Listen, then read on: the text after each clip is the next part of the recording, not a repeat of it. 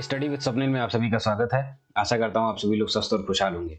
दोस्तों, TGT PGT 2021 इसकी notification भी जारी हो गया फिर से, जो कि एक बार इसे हॉल्ट कर दिया गया था, फिर से जारी हुआ है और फॉर्म भी भरने लगे हैं। और बहुत खुशी की बात यह है कि इसमें टीजीटी बायोलॉजी को भी शामिल कर दिया गया है। ठीक, तो यानी इस बार हमारे टीजीटी में बायोलॉजी के भी जो हमारे साथी हैं वो भी प्रॉपरली एग्जाम दे सकते हैं और एक अपने पद को ग्रहण भी कर सकते हैं इस एग्जाम को पास करके। तो चलिए, इसका जो सिलेबस है, टीजीटी बायोलॉजी का जो सिलेबस है, यानी अगर हम कहें टीजीटी 2021 का ओवरऑल जो सिलेबस है, इसे हम प्रॉपरली देखें। और ये हिंदी में है, शब्द में काफ़ी गड़बड़ियां हैं, तो इसे थोड़ा सा समझने की ज़रूरत पड़ेगी कि कहाँ से हम किन चीज़ों को कलेक्ट कर सकते हैं और हमारे लिए आसानी हो जाए सही से इसे पढ़ने के लिए। तो जिस तरीके से दोस्तों हम लोग देख रहे हैं कि उत्तर प्रदेश माध्यमिक शिक्षा सेवा चयन बोर्ड एलनगंज इलाहाबाद द्वारा ये जो प्रस्तावित सिलेबस है, पाठ्यक्रम है प्रशिक्षित स्नातक के लिए, यानी ये किसके लिए है? ये टीजीटी की तैयारी करने वाले भाइयों के और बंधुओं के लिए है। तो हम लोग जीव विज्ञान से पहले शुरू करते हैं। ठीक, तो यहाँ पर हम लोग जीव विज्ञान को अगर हम लोग डिवाइड कर ले तो यहाँ पे जो बेसिकली सिलेबस बनता है वो बनता है जूलॉजी का, यानी जंतु विज्ञान का, और दूसरा जो बन जाता है वो बनता है बॉटनी का। बेसिकली कुछ पॉइंट्स हैं जो कि जिस तरह से कहा जाए मॉडर्न, जैसे कि सेल बायोलॉजी और ये सब, ये आप जूलॉजी बॉटनी ना करके एक तरह से कहा जाए कि कॉमन फैक्टर की तरह से आप पढ़ते हैं तो दोनों के लिए ही तैयारी हो जाती है। ठीक, तो पहले चलिए जंतु विज्ञान में हम लोग इसे देखते हैं। तो जंतु विज्ञान में जिस तरीके लिखा हुआ है कि विभिन्न संघों के निम्नलिखित प्रतिनिधियों का वर्गीकरण, स्वभाव, संरचना तथा जीवन चक्र, यानी ओवरऑल सबसे पहले हमें लोअर जूलॉजी यानी कहा जाए कि हमको क्लासिफिकेशन पढ़ना पड़ेगा सबसे पहले, और वो भी लोअर एनिमल्स का। यानी क्लासिफिकेशन में हमारा जो है वो इनवर्टिब्रेट क्लासिफिकेशन सबसे पहले शुरुआत होती है। ठीक, तो उन्हें प्रॉपरली पढ़ना पड़ेगा।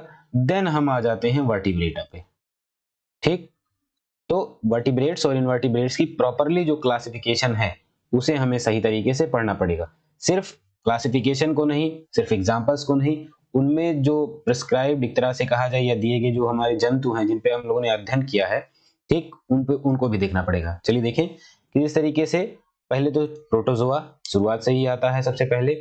ठीक, इनवर्टिब्रेट्स में entamoeba, plasmodium, paramecium, euglena and then protozoa तथा उनके द्वारा उत्पन्न रोग। ठीक, तो यानी कहा जाए कि प्रोटोजोआ का अगर ओवरऑल हम देखें तो एंटमीबा जो है वो हमको पढ़ना पड़ेगा, एंटमीबा हिस्टोलिटिका, प्लाज्मोडियम, पैरामीशियम, इन सब के बारे में पूरा मॉर्फोलॉजी कैसे होती है, कैसे इनका डेवलपमेंट होता है, मतलब इनकी कहा जाए कि हमें मॉर्फोलॉजी भी पढ़नी पड़ेगी सही तरीके से, कहाँ पाए जाते हैं हैबिट एंड हैबिटेट, इनका डिवीजन किस तरीके से होता है, मतलब कहा जाए कि रिप्रोडक्शन भी प्रोसेस को हमको सही तरीके से पढ़ना पड़ेगा। प्लस ये अगर हमारे लिए किस तरीके से इकोनॉमिक इंपॉर्टेंस भी रखते हैं, यानी कहा जाए कि ये नुकसान या फायदा पहुंचाते हैं, ये भी हमें ध्यान में देना पड़ेगा। ठीक, क्योंकि इस तरह के क्वेश्चंस आपके ऑब्जेक्टिव में बहुत आसानी से मिलते हैं। ठीक है, प्लस देन हम आते हैं पॉरीफेरा संघ पे। ठीक, यानी जब जैसे हम प्रोटोजोआ करते हैं उसके बाद हम लोग आ जाते हैं पॉरीफेरा में। चलिए, ये हमारा रहा पॉरीफेरा। पॉरीफेरा में ल्यूकोसोलेनिया है, साइकॉन है। ठीक है, देन हम लोग ल्यूकोसोनेलिया साइकॉन के बारे में पढ़ेंगे। देन तुरंत ही हमारा जो नेक्स्ट आ जाता है वो आता है सीलेंट्रेटा। एक साथ ही लिख दिया गया है तो थोड़ी समस्या हो जाती है। सीलेंट्रेटा, यहाँ पे हम हाइड्रा, ठीक, ये कबोलिया जो है वो ओबेलिया है। ठीक, तो ये Obelia, Aurelia, Obelia and Aurelia के बारे में प्रॉपरली पूरा का पूरा पढ़ना पड़ेगा। ठीक, इनके डिवीजन का, पॉलिप्स, इन सब के बारे में बहुत अच्छे तरीके से पढ़ना पड़ता है। ठीक, देन आ जाते हैं हम लोग हेलमिन्थ्स। हेलमिन्थ्स यहाँ पे हम लोग प्लेटी हेलमिन्थीज और हमारे राउंड वर्म्स दोनों को लेना पड़ेगा यहाँ पे। ठीक, यानी प्लेटी हेलमिन्थीज और एसके हेलमिन्थीज दोनों पढ़ने पड़ेंगे।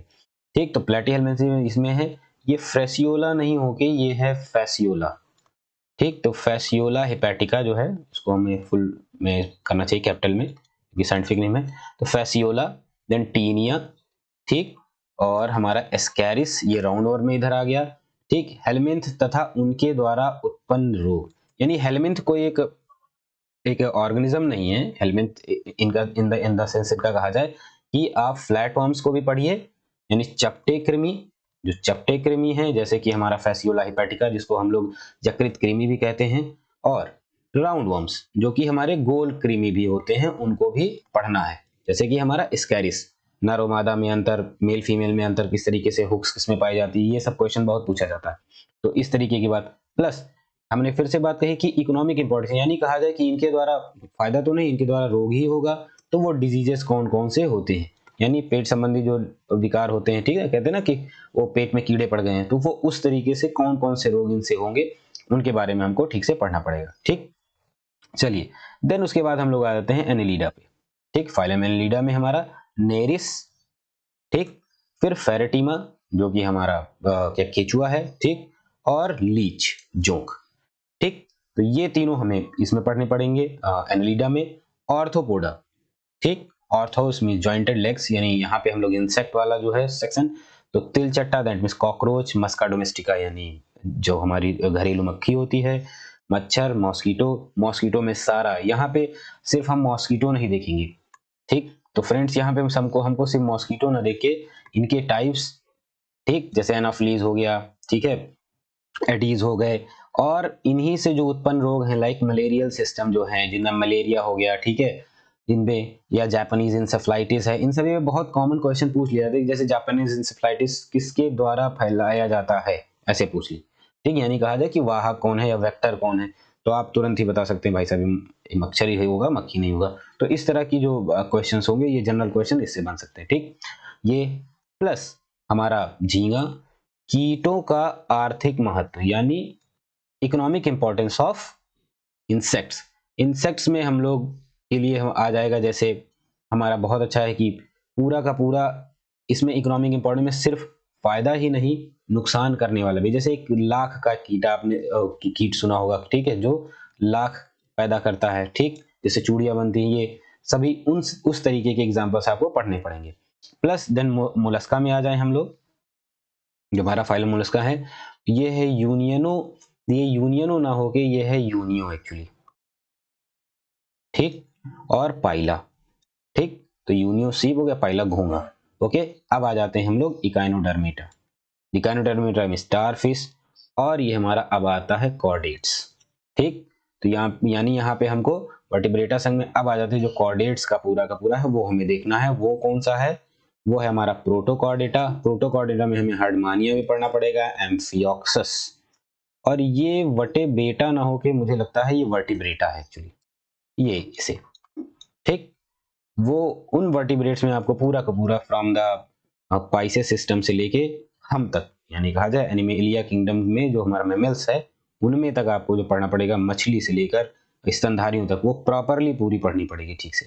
और उनके जो जंतु हैं, जैसे कि स्कॉलियोडॉन, ठीक, एम्फीबिया, ठीक है, एम्फीबियन क्लास में हमारा जो है आ जाता है, वो है राना टिग्रीना, ठीक, जो मेढक होता है तालाब में, बड़ा वाला मेढक वो, ठीक। रेप्टिलिया में अगर आ जाए, यानी सरीसृपों में यूरोमेस्टिक, यूरोमेस्टिक को हम लोग ज्यादातर कॉमनली नेम सांडा जिसे कहते हैं वो है, ठीक है। आपने सुना होगा इसके ऑयल भी प्रोड्यूस किया जाता है, जो कि बड़ी भ्रांतियां हैं कि ठीक ठाक होता है, हो जाता है इससे मसल पेन, ये इस तरह का, तथा कोई अन्य, ठीक। छिपकली यानी हमारी कॉमन लिजर्ड, ठीक है, और एवीज यानी पक्षी, यानी ये अलग नहीं, एवीज, इसमें एवीज में आ जाता है हमारा कोलंबा, जो कि हमारा कबूतर है, जंगली कबूतर। गैमेलिया ये मुझे नहीं मिला और मेरी समझ में नहीं आ रहा, बट खरहा जो है यानी खरगोश, खरगोश और खरहे दोनों में थोड़े अंतर होते हैं। खरहा का जो ये खरगोश का कहा जाए वो ओरिक्टोलैगस, ओरिक्टोलैगस एक्चुअली मैंने अपने ग्रेजुएशन में पढ़ा है, 12th में पढ़ा है, तो ओरिक्टोलैगस इसके बारे में पढ़ना, ठीक है, ये सीपीएमटी में भी आता था पहले, तो ये है ओरिक्टोलैगस के बारे में, ठीक है, तो इनके बारे में हमको पढ़ना है। गैमेलिया मुझे नहीं मिला है थोड़ा, ठीक। तो यानी अगर हम देखें कि जो पूरा का पूरा हमारा जंतु विज्ञान है, मतलब ये कहा जाए कि एनिमल सेक्शन, जो कि lower animal to higher animal और उनके स्पेसिफिक जो ऑर्गेनिजम्स हैं उनको पढ़ना है। अब पढ़ने का तरीका, यानी यहाँ पे क्या है, पूरा का पूरा ये 12वीं यानी 12th, यानी 11 12th अगर हम कहें 11 12th और ग्रेजुएशन की बुक्स पर निर्भर है। यानी हमें यहाँ पे जो पढ़ाई करनी पड़ेगी वो पूरी की पूरी बीएससी लेवल की प्रॉपर पढ़ाई करनी पड़ेगी, यानी ग्रेजुएशन लेवल की यहाँ पे, क्योंकि बहुत से आपके ऑर्गेनिजम्स नहीं मिलेंगे आपको 12th में, उनका पूरा का पूरा डिस्क्रिप्शन आपको बीएससी की किताबों में ही मिलेगा। जैसे आप कोटपाल साहब की किताब ले लें, में बहुत अच्छे तरीके वर्टिब्रेट इनवर्टिब्रेट का पूरा किताब ही है उनका, उसमें बहुत पूरी तरीके से सारी चीजें मिल जाती हैं। तो ये इन चीजों पे बात आती है। देन हम लोग आ जाएं कोशिका विज्ञान। अब ये कोशिका विज्ञान को हम लोग जंतु विज्ञान में मतलब पढ़ते तो हैं, बट हम ये ऐसा नहीं कह सकते कि कोशिका विज्ञान सिर्फ किसी एक मतलब जंतु के लिए ही है। कोशिका, यहाँ पे कोशिका की सूक्ष्म संरचना, ये जो कहा गया है कोशिका की सूक्ष्म संरचना, जरूरी नहीं है सिर्फ हम यहाँ एनिमल का ही पढ़ेंगे। यहाँ पर हम लोग प्लांट एंड एनिमल का अगर हम देखें तो सही तरीके से, पहली बात तो डिफरेंसेस अगर हम पढ़ें, यानी अगर हम कहें कि प्लांट एंड एनिमल में, ठीक, प्लांट एंड एनिमल में सेल में बेसिक डिफरेंसेस क्या हैं वो जानना जरूरी है। देखिए यहाँ हम लोग अगर इस तरीके से पढ़ते हैं तो एक दो क्वेश्चन तो समझ लीजिए हमारा ये जूनियर एडेड में भी तैयारी हो जाती है, जो कि 18 अप्रैल के आसपास अब हमारा एग्जाम है। तो ऐसा नहीं है कि ये कुछ अलग ही बिल्कुल टीजीटी में पढ़ना पड़ेगा। यहाँ से इस तरीके की अगर हम पढ़ाई पढ़ें कि भाई थोड़ा समय लेके इसको भी घसीटते रहें एडवांस, और ये जो लोअर सिस्टम पे हमारे लिए हो जाएगा जूनियर एडेड के लिए काफी अच्छा। 50 नंबर का क्वेश्चन आएगा साइंस का, अगर साइंस से जो रिलेटेड एग्जाम देंगे हमारे भाई लोग, तो उनमें कम से कम मेरे हिसाब से तो 20 तो होंगे ही होंगे बायो के, उनमें तो प्लांट एंड एनिमल बहुत ही कॉमन है। तो इस तरीके, तो यानी प्लांट एंड एनिमल का एक प्रॉपरली हम लोग डिफरेंशिएशन पढ़ लें, जो एक तरह से कहा जाए विभिन्नताएं होती हैं यहाँ, ठीक, तो वो अगर हम लोग पढ़ लें तो तुरंत ही हमको एक तरह से कहा जाए मोटा मोटा एक चीज जानकारी मिल जाती है। देन सूत्री एंड अर्धसूत्री विभाजन, यानी यहाँ पे हमको पढ़ना है माइटोसिस एंड मियोसिस, पूरा का पूरा माइटोसिस एंड मियोसिस। पहली बात तो इसे भी अगर आप अंतर करके पढ़े, distinguish between mitosis and meiosis, पूरी चक्र में कैसे डिवीजन होता है वो, ठीक, तो इसको पढ़ना पड़ेगा। देन युग्मक जनन, यानी यहाँ पे गैमेटोजेनेसिस के बारे में बात हो रही है। युग्मक जनन यानी गैमेटोजेनेसिस, किस तरीके से गैमीट्स का बनना होता है, इसके बारे में पढ़ना पड़ेगा, ठीक। अब आते हैं अनुवांशिकी, यानी सिर्फ यहाँ कोशिका विज्ञान वैसे कहा जाए कि सेल्फ के लिए ही नहीं है, यहाँ पर जेनेटिक्स भी है, यानी मेंडलिज्म, ठीक। तो यानी अगर हम लोग देखें तो अनुवांशिकी सबसे पहले में हमारा में आ जाता है मेंडलवाद, यानी मेंडलिज्म। एक बहुत ही कॉमन क्वेश्चन है साथियों, हो सके तो आप लोग जवाब दीजिएगा कमेंट बॉक्स में, कि जो जनक हैं, ठीक, अनुवांशिकी के, वो हैं कौन? जी जे मेंडल साहब, सही है ना। इनका पूरा नाम क्या है? ये जब हम लोग बीएससी की तैयारी करते थे तो बीएचयू में क्वेश्चन आया था, और काफी कॉमन क्वेश्चन है और बहुत लोग जल्दी नहीं बता पाते। प्लीज इसका कंप्लीट पूरा लिख के बताइएगा, ठीक।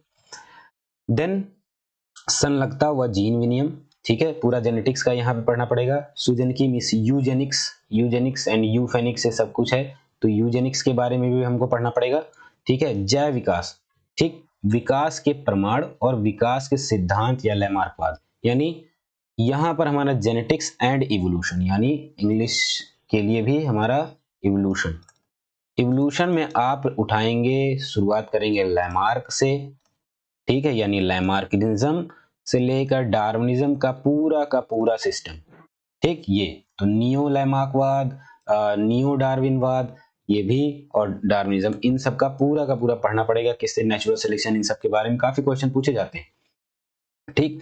विकास का संयोगात्मक सिद्धांत, विकास की क्रिया, यानी कहा जाए कि पूरा का पूरा इवोल्यूशन किस तरीके से स्टेप बाय स्टेप हुआ, ये प्रॉपरली पढ़ना पड़ेगा। उत्परिवर्तन, ठीक है, और विभिन्नताएं डिफरेंशिएशन, ठीक।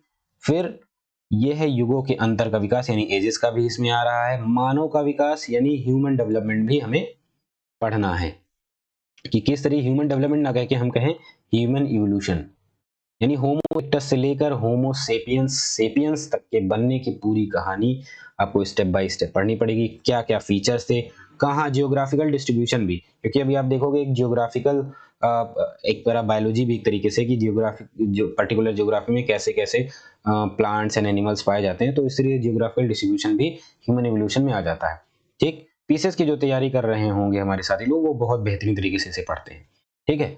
पारिस्थितिकी, तो यहाँ पे फिर हमारे लिए आ जाता है बायोडाइवर्सिटी भी आ जाती है, ठीक। पारिस्थितिकी तंत्र, मूल धारणा है पारिस्थितिकी प्रखंड, और प्रदूषण।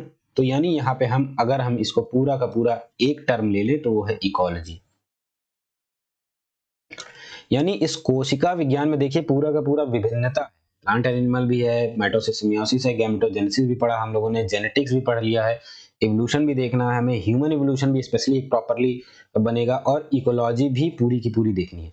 इसके बाद अब आती है जो एक्चुअल ह्यूमन सिस्टम का आता है, वो है यहाँ से शरीर क्रिया विज्ञान। यानी अगर हम यहाँ पे देखें तो ये जो शरीर क्रिया विज्ञान एवं जैव रसायन, पाचन क्रिया, श्वसन क्रिया, परिसंचरण व रुधिर उत्सर्जन तंत्र की संचारण तथा अंतःस्रावी तंत्र का प्रारंभिक ज्ञान। अब देखिए वासी नहीं है, अंतःस्रावी है एक्चुअली, मतलब endocrine as well as exocrine system की बात है। तो यानी ये जो हमको पढ़ना है, ये एक तरह से हम कह सकते हैं कि ये ह्यूमन फिजियोलॉजी है। एक बायोकेमिस्ट्री पढ़नी है, यानी बायोकेमिस्ट्री में एंजाइम्स पढ़ेंगे, डाइजेशन रेस्पिरेशन कैसे होता है, एक डाइजेशन प्रोसेस पूरा पढ़ेंगे, ये सर्कुलेटरी सिस्टम, हमें पूरा रेस्पिरेशन में ब्रीदिंग और लंग्स की एक्टिविटी ये सब पूरी पढ़नी पड़ेगी, ठीक है। ब्लड, ठीक है, ब्लड एंड टाइप्स, किस तरीके से उसका कॉम्बिनेशन होता है, ये सब, ठीक है। और नर्वस सिस्टम पढ़नी ही पड़ेगी, ठीक है। और ये हमारा एक्सोक्राइन एज वेल एज, मतलब एंजाइम भी पढ़ना है और हमको हार्मोन्स भी पढ़ने हैं। क्यों? क्योंकि आगे देखिए लिखा हुआ है एंजाइम व हार्मोनों के गुणों का वर्गीकरण व संबंधित प्रारंभिक ज्ञान। यानी जो हमारा इसे प्रारंभिक ज्ञान का इन द सेंस कहेंगे, हमारे 12th बेसिस के लेवल पे हमारा जो एंजाइम और हार्मोन है प्रॉपर्ली वो बिल्कुल रट लेना है तरीके, और आना ही आना है, ये बहुत ही कॉमन सिस्टम है इनके एग्जाम्स में पूछने के लिए, ठीक। देन कार्बोहाइड्रेट, प्रोटीन और वसा, ये तीनों के तीनों जो कि न्यूट्रिशन वे में है, इनसे होने वाली संबंधित बीमारियां भी, जैसे मेरेस्मस, क्वाशिरकोर, किस तरीके से हो जाएगा, या इसी के साथ याद रखिए विटामिन भी। यहाँ भी अगर हम लोग यहाँ लिखा नहीं है, बट यहीं पे अगर हम लोग जोड़ दें विटामिन, तो ये भी पूछा जा सकता है, ठीक। तो इस तरीके से कहा जाए कि हमें न्यूट्रिशन पर भी सवाल पढ़ने पड़ेंगे और सही तरीके से करना पड़ेगा।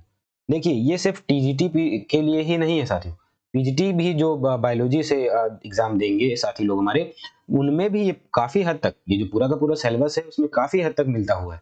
तो यानी पढ़ाई हमें उसी तरीके से करनी है, बस एक टीजीटी का लेवल है और एक पीजीटी का लेवल है। पीजीटी में थोड़ा सा एक्सप्लोर्ड है, बहुत ज्यादा एक्सप्लेनेशन देना पड़ रहा है वहां पे, और यहाँ पे थोड़ा सा रिड्यूस करके, लेकिन मैं कहूंगा 80% के आसपास लगभग है, ठीक।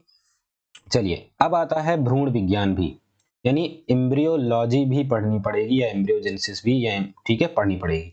एम्ब्रियोजेनेसिस में एम्फियोक्सस, मेढक, और जो कुकुट यानी कहा जाए कि हमारा जो क्या कहते हैं ये कुकुट हैन, ठीक, इस तरीके से जो बात कहें, यानी मुर्गा, ये वाले जो उनका पूरा का पूरा जो डेवलपमेंट है, ठीक है, 72 आवर चिक एम्ब्रियो, ठीक, देन हमारा 24 आवर्स, इस तरीके से जो हम लोग पढ़े हैं बीएससी में, उनके बारे में भी प्रॉपर्ली पढ़नी पड़ेगी। प्लस मेढक, यानी कहा जाए कि हमारा यहाँ पर जो डेवलपमेंट है फ्रॉग का वो, और एम्फियोक्सिस, इन सबका साथ में आपने देखा होगा कि अगर एम्ब्रियोलॉजी पढ़ी होगी तो जो भ्रूण का डेवलपमेंट है या भ्रूण का जो विकास होता है, भ्रूण की विकास की एक अवस्था आपको ऐसी भी दिखेगी कि उसमें आप पता नहीं पाओगे कि मानव का भ्रूण है कि एक किसी कछुए का भी भ्रूण है। यानी अगर काफ एक कहा जाए कि मेढक, सॉरी कछुआ, और एक ह्यूमंस का अगर डाल दे तो आपको लगभग एक, इवन बर्ड भी, वो सभी तीनों चारों का आपको जो स्टेज हो लगभग एक जैसा दिखता है।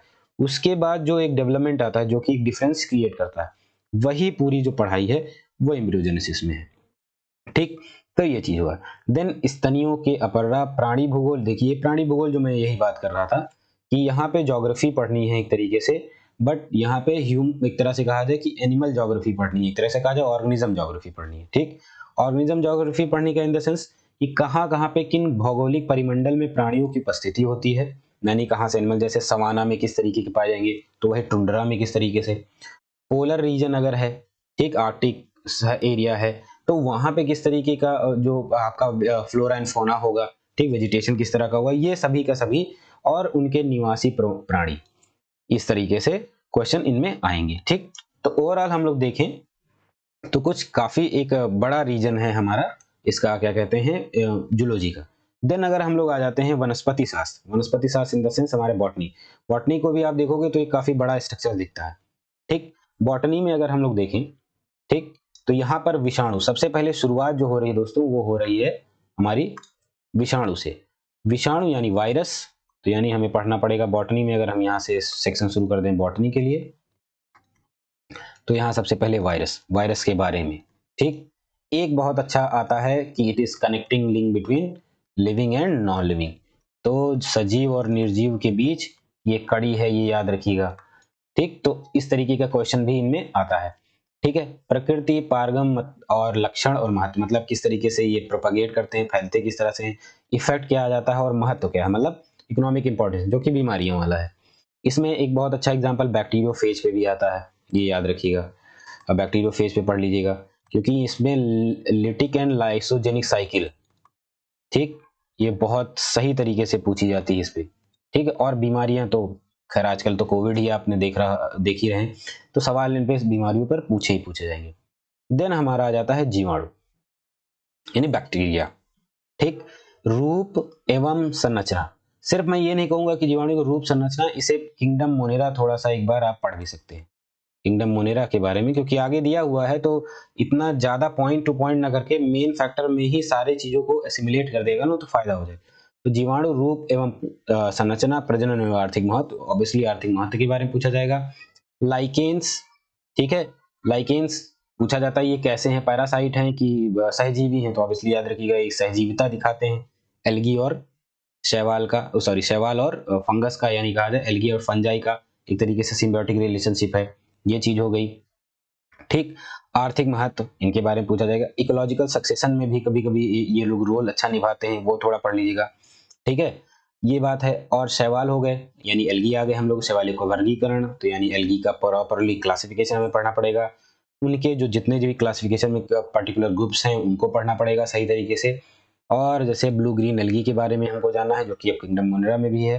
ठीक, एवं झूरी शैवाल, इनके बारे में नॉस्टॉक है ये। और ये जो पूरा का पूरा है एक्चुअली ये क्लेमाइडोमोनास है। क्या है ये पूरा का पूरा? क्लेमाइडोमोनास, मुझे भी कंफ्यूजन हो गया था। तो ये है। देन वॉलवॉक्स और यूलोथ्रिक्स एंड स्पाइरोगाइरा है, एक्चुअली गटूरा नहीं है, ये गाइरा है।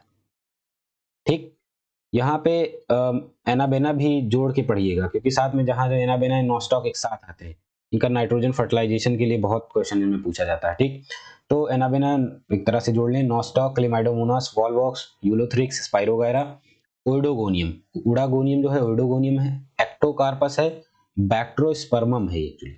ठीक, बैक्ट्रोस्पर्मम की प्रकृति, संरचना तथा जीवन चक्र, शैवाल का आर्थिक महत्व यानी ये इकोनॉमिक इंपॉर्टेंस पूछा जाएगा। बहुत अच्छा पूछा जाता है कि पोल्यूशन में, एयर पोल्यूशन में शैवालों का बहुत अच्छा पूछा जाता है। ठीक है, सॉरी वो ये एयर पोल्यूशन कह रहे हैं, वाटर पोल्यूशन में, ब्लूमिंग वाटर ब्लूमिंग में, एयर पोल्यूशन लाइकेंस का है, इस तरीके की चीजें पूछी जाती हैं। ठीक, उसके बाद हम लोग आ जाते हैं Alexopoulos Mucor, Alexopoulos and memes.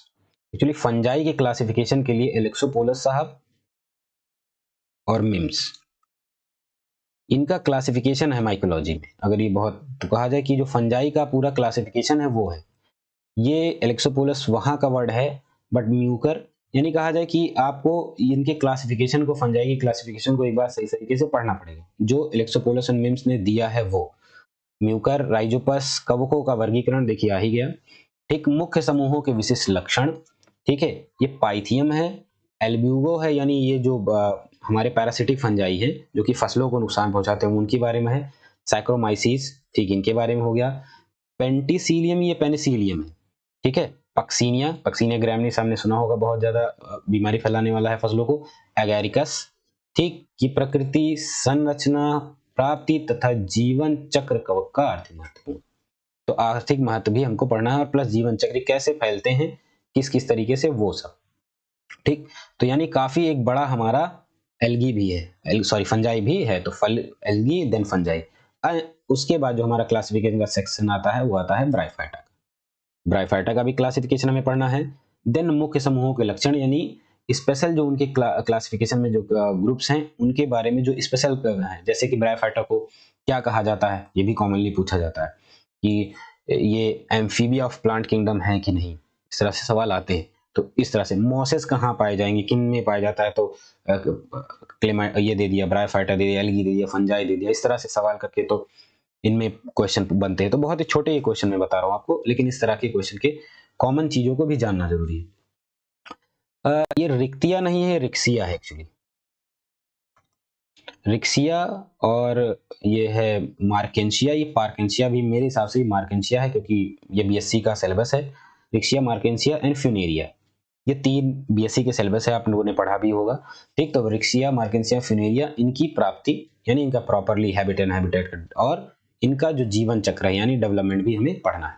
ठीक, और अगर हम लोग आगे देखें तो टेरिडोफाइट्स, ठीक है, टेरिडोफाइट में ऑब्वियसली सभी का, यानी हम अगर शुरुआत करते हैं एल्गी से, तो एल्गी के क्लासिफिकेशन से लेकर आप एंजियोस्पर्मिक तक जाएंगे, वहां सभी के क्लासिफिकेशन को और उनके इंक्लूडेड जो भी आप उनके क्लासेस हैं, फर्दर ऑर्डर्स हैं, उन सभी को सही तरीके से जानना होगा। और एक दो एग्जांपल जरूर जाने रहिए, सीधा सीधा पूछा जा सकता है। जैसे एस्कोमाइसिटीज संघ में आते हैं, तो आप एस्कोमाइसिटीज संघ में आप बताएं, ठीक है। बेसिडियोमाइसिटीज है, इनमें से बेसिडियोमाइसिटीज संघ में, तो इस तरह से सवाल आ सकता है। ठीक, चलिए टेरिडोफाइट्स में आ जाते हैं। तो मुख्य समूहों का लक्षण, लाइकोपोडियम है ये, ठीक है, और लोजेना है ये, आई थिंक सिलेजिनेला है, ठीक है, ये सिलेजिनेला है, एक साथ को ये कट गया है तो ये सिलेजिनेला है। इक्विसीटम है, ठीक, और मार्सिलिया है। कि प्राप्ति संरचना एवं जीवन चक्र बिल्कुल उसी तरीके, प्राप्त संरचना मतलब हैबिट एंड हैबिटेट का, कहाँ मिलते हैं और इनके जीवन चक्र के बारे में। देन हम लोग आ जाते हैं, ये हमारे आ जाते हैं डाइकॉट्स, सॉरी कहा जाए जिम्नोस्पर्म। ठीक, तो जिम्नोस में फिर वही है वर्गीकरण, मुख्य समूह के लक्षण, साइकस एंड पाइनस, इनमें अंतर भी, और इनके खासकर सेक्शन टीएस जरूर पढ़ लीजिएगा, क्योंकि टीएस चाहे वो ओव्यूल का हो, ठीक है, चाहे वो उनके क्या कहते हैं ये डिफरेंशिएशन आप इनके देख सकते हैं, लीफ में किस तरीके से कहाँ पाए जाते हैं, ठीक, डिस्ट्रीब्यूशन, ये सब बहुत पूछा जाता है, ये चीजें हुई। ठीक, और संरचना, जीवन चक्र और आर्थिक महत्व। फिर हमें इन्हीं के साथ साथ फॉसिल भी पढ़ना है, स्टडी ऑफ फॉसिल्स यानी जीवाश्म की भूवैज्ञानिक समय सारणी, यानी हमारा ये जियोग्राफिकल पीरियड भी पढ़ना है, यानी यहाँ पे एक तरह से कार्बन डेटिंग भी पढ़ लेनी है, C14 की जो कार्बन डेटिंग वाला है ये सिस्टम भी हमको पढ़ना पड़ेगा। जीवाश्मों के प्रकार एवं जीवाश्मीकरण, किस तरीके से जीवाश्म होते हैं, जैसे कि आपने सुना होगा रेजिन में जीवाश्म हो जाते हैं, कोयला भी एक जीवाश्मीकरण का आपने देखा होगा कि बहुत दब जाता है। ठीक, आपने बहुत कोयले में भी पाए होंगे जीवाश्म को, आप जब कोयले खदान निकलती है, या पत्थरों में किस तरीके से। ठीक, तो ये किस किस तरीके के होते हैं वो बात है। ठीक, जीवाश्म की महत्व, कि उनका इकोनॉमिक इंपॉर्टेंस क्या है। देन हम लोग आ जाते हैं वर्णिकी। वर्णिकी मतलब यहाँ सीधा का सीधा है सवाल हमारा एंजियोस्पर्म। ठीक, तो एंजियोस्पर्म के बारे में हम लोग यहाँ पे पढ़ते हैं। ठीक, ठीक, तो एंजियोस्पर्म के बारे में हम लोग यहाँ पे पढ़ते हैं। अब यहाँ पे बेंथम एंड हुकर का वर्गीकरण बेहद इंपॉर्टेंट है, इसे पढ़ना पड़ेगा। देन पूरा का पूरा क्लासिफिकेशन, एंजियोस्पर्म का पूरा क्लासिफिकेशन, चाहे रेनिकुलेसी हो, क्रूसीफेरिस हो, पेपरोएसी हो, ठीक है, इस तरह से लेगुमिनेसी हो, जैसे पूरा का पूरा आपको क्लासिफिकेशन पढ़ना पड़ेगा। प्लस इनके फ्लोरल डायग्राम बहुत पूछे जाते हैं, फ्लोरल डायग्राम। ठीक, तो ये जो फूलों का पूरा सूत्र होता है वो याद करना पड़ेगा। ठीक, याद करना ही पड़ेगा क्योंकि इसमें इस तरीके से, ठीक है, तो क्रमबद्ध अध्ययन, यानी एंजियोस्पर्म का इस तरीके से पूरा का पूरा क्लासिफिकेशन पढ़ना है। यहाँ पे बाकी टीएस और इन सब के बारे में मतलब कहा जाए इनका एक तरह से टिश्यू सिस्टम नहीं पढ़ना है। आर्थिक वनस्थितिकी वनस्पति विज्ञान, यानी यहाँ पे आपका क्या है कि कौन कौन से वो क्षेत्र हैं जहां से हम पौधों से चीजों को प्राप्त करते हैं, जैसे कि लकड़ी बनाने वाले, दवाइयाँ, ऑयल कहाँ से मिलता है, मसाले कहाँ से मिलते हैं, तो इनके वो कौन कौन से पेड़ हैं, ठीक, वो कौन से पौधे हैं, उनका साइंटिफिक नेम भी पूछा जा सकता है। ठीक है, कहाँ पे मिलते हैं ये, कौन सा भाग, यानी कहा जाए कि वैज्ञानिक नाम, ठीक, कहाँ पे प्राप्त होंगे ये, और वो भाग कौन सा है, जैसे फूल से फूल रहेगा, कुछ कुछ रहेंगे कि भाई लकड़ियों से मिलता है, तो इस तरीके से इनके इन इन भागों की अध्ययन हमें करना पड़ेगा। देन आकार की तथा शरीर, जड़, तना, पत्ती और पुष्प के विशिष्ट लक्षण, और पुष्पक्रम यानी इन्फ्लोरेसेंस, टिश्यू एंड ऊतक यंत्र, तना तथा पत्ती के शारीरिक लक्षण। तो देखिए वहां एंजियोस्पर्म में इन्होंने इस चीज के सेक्शन को नहीं डाला, बट यहाँ पे इन्होंने प्रॉपरली डाल रखा है। पढ़ना क्या है, एंजियोस्पर्म का ही पढ़ना है कि किस तरह से इन्फ्लोरेसेंस क्या, फूलों का लक्षण किस तरह की, फूल कहाँ पे रहते हैं, एक्सियल है, ठीक है, कि सिस्टम पे, उस तरीके पत्तियों का किस तरीके से है वर्गीकरण, फिल्लोड, फिल्लोक्लेड, इन सब के बारे में बहुत सी मॉडिफिकेशन क्या क्या होता है ये सब, यानी काफी पूरा का पूरा जो एंजियोस्पर्म है वो पूरी पढ़नी पड़ेगी आपको। ठीक, फिर टीनोस्पोरा, ठीक है, और ड्रेसिना है, ठीक, ये एपरेंथस, एमरेंथस होना चाहिए, ठीक, बोरहाविया है ये, एक्चुअली बोरहाविया अलग अलग नहीं, बोरहाविया है। ठीक ठीक, तो इस तरीके से तनों के विशेष संदर्भ में सामान्य असंगत द्वितीय वृद्धि, यानी कहा जाए जो सेकेंडरी ग्रोथ है उसे पढ़ना पड़ेगा। यानी यहाँ पे अगर हम देखें तो पूरा का पूरा एंजियोस्पर्म का जो डेवलपमेंट है, ठीक, वो आपको पढ़ना है। ठीक, अब आते हैं भ्रूण की, यानी हमारा आ गया पूरा का पूरा अब यहाँ पे एम्ब्रियोजेनेसिस। एम्ब्रियोजेनेसिस में हमें पढ़ना है लघु जनन और गुरु बीजाणु जनन, यानी कहा जाए कि microsporogenesis, microsporogenesis and then megasporogenesis, इन दोनों को और पढ़िएगा कंपैरेटिवली तो और मजेदार हो जाएगा। एक ही पन्ने में लगभग सारी चीजें खत्म हो जाएंगी। ठीक, बीजांड भ्रूणकोश तथा भ्रूणकोश के विशेष संदर्भ और आवृत बीजों का जीवन चक्र, यानी कहा जाए कि यहाँ पे जो हमारे हैं वो डाइकॉट मोनोकॉटिलिडन्स का सिस्टम भी पढ़ना पड़ेगा, किस तरह से डेवलपमेंट होता है डाइकॉट मोनोकॉट का, वो भी प्रॉपरली पढ़ना पड़ेगा। फिर से आ गया पारिस्थितिकी और पर्यावरण, यानी हम इकोलॉजी जो डाले हैं उसमें सारा पढ़ना है। समुदाय क्या होता है, परितंत्र क्या है, पादप क्रमण, सक्सेशन, ठीक है, अनुकूलन, ये सारा का सारा हमें पढ़ना पड़ेगा और उनका प्रभाव। ठीक, तो यानी इकोलॉजी देखिए टुकड़े टुकड़े में चीजों को डाल रखा है। देन फिर से देखिए कोशिका विज्ञान आ जाती है। यहाँ पे कोशिका विज्ञान जो है वहां से थोड़ा सा अलग ये बताता है कि कौन कौन से पार्ट्स का भी स्टडी करना है। तो कोशिका भित्ति, कोशिका कला हो गया, कोशिकांग जैसे आपको गोल्गी बॉडी भी पढ़ना पड़ेगा, एंडोप्लाज्मिक रेटिकुलम के भी बारे में पढ़ना पड़ेगा, न्यूक्लियस के बारे में कौन खोजी है, इनके कब किसमें मिलता है, ये सारी प्रक्रियाएं। ठीक, देन देखिए फिर से मेंडलवाद आ गया, संलग्नता आ गई, यानी कहा जाए आपको क्रोमोसोम के बारे में भी पढ़ना पड़ेगा। तो वो जो हमारा जेनेटिक्स पोर्शन है जो कि एक चलता है वो वही पढ़ना पड़ेगा। ठीक, लिंग निर्धारण सब कुछ उसमें ही है। फिर शरीर क्रिया विज्ञान, देखिए बॉटनी के पोर्शन से नीचे नीचे हम लोग आ जाते हैं। शरीर क्रिया विज्ञान में यहाँ पे जलावशोषण, रसारोहण, वाष्पोषण या ट्रांसपिरेशन, ठीक है, डिफ्यूजन, ऑस्मोसिस, ये सारा का सारा, फोटोसिंथेसिस, ठीक है, रेस्पिरेशन, ये सारा का सारा, प्रोटीन संश्लेषण किस तरह से सिंथेसिस होता है, नाइट्रोजन चक्र क्या है, वृद्धि एवं संचालन, मृदा विज्ञान, मृदा संरचना, मृदा प्रकार, ये सारे के सारे मृदा प्रबंधन ये पढ़ने पड़ेंगे। ठीक, तो यानी यहाँ पे हम लोग देखें तो पूरा का पूरा जो हमारा है वो बॉटनी और जूलॉजी लगभग सारे के सारे सिलेबस को छूता है।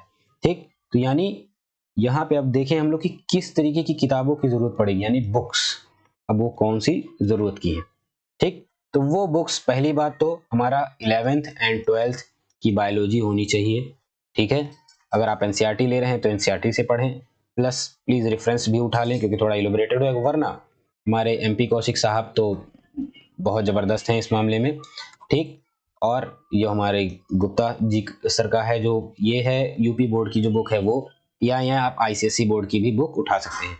प्लस आपको ग्रेजुएशन की बुक जरूर लेनी पड़ेगी। ग्रेजुएशन की first year, second year and third year में तीनों में चलती हैं, वो सारी की सारी किताबें आपको लेनी पड़ेंगी। या अगर आपके प्रॉपरली नोट्स बने हुए हैं, पहले के रखे हुए, तो ये रहा ओवरऑल कहा जाए कि टीजीटी में जो बायोलॉजी सेक्शन का है वो किस तरीके से हमें पढ़ना है और वो कौन कौन से क्वेश्चन, वो जो पॉइंट्स है जो कि कंफ्यूजन थे सॉल्व हो चुके हैं। तो साथियों please like, share and subscribe जरूर करें अगर ये पसंद आता है आपको। ठीक है, जरूर शेयर करिए, इससे हमें भी मदद मिलती है, और पढ़ते रहिए। आप सभी लोगों को ढेर सारी शुभकामनाएं। जय हिंद।